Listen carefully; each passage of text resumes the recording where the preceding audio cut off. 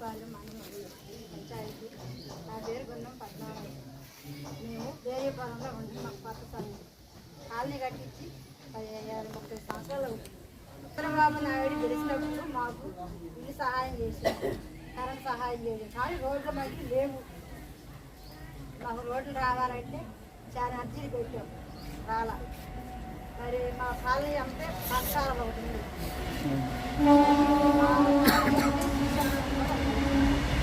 ఆ శ్మశానానికి చాలా వచ్చి మిర్చికి రోడ్లకి అర్జీ చాలా పెట్టాము.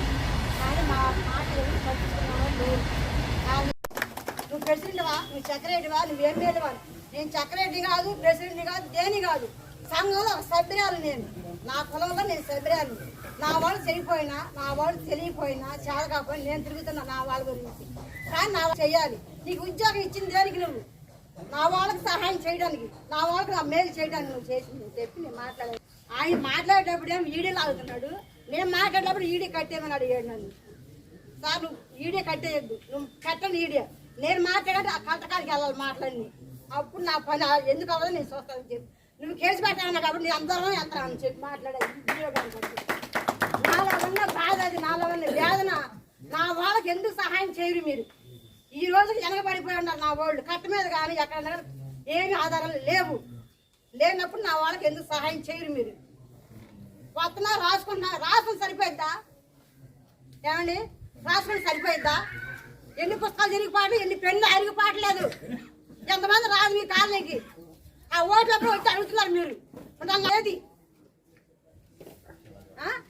అని అడిగా డిఓ గారిని, అమ్మా నీకు సహాయం చేస్తాను, ఎప్పుడు చేస్తావు, ఎప్పుడు చేస్తాను, ఎన్ని సంవత్సరాలు బట్టి చేస్తావు? 30 సంవత్సరాలు అయింది. మరి 30 సంవత్సరాలు నా కాలనీకి ఏం కావాలి? నువ్వు చంద్రబాబు నాయుడు గెలిచాడు, మరి ఆయన నాకేం సహాయం చేయలే.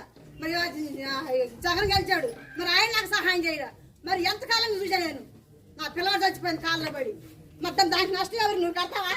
మరి ప్రాణం తీసుకొస్తావా అని అడిగితే నువ్వు కేసు పెడతావు కదా. నువ్వు ఎంత దూరం పోతా, నేను అంత దూరం పోతా పదా. నాకు బయలాగే రావండి, నాకు నా వాళ్ళ కోసం ప్రాణాన్ని ఇడతారని చెప్పి మాట్లాడాను. అది చాలా సమస్య ఉంది వాస్తవంగా. నాలో ఉన్న నా కాలనీ పనులు అయిందాక సీన్ గారు మీరు అక్కడికి రమ్మని నేను ఆడికి వస్తా. ఎవరితో మాట్లాడమని మాట్లాడతా నేను. ఓకే అమ్మా, తప్పనిసరిగా. వాస్తవం చాలా సమస్యలు ఉన్నాయి కాలనీలో.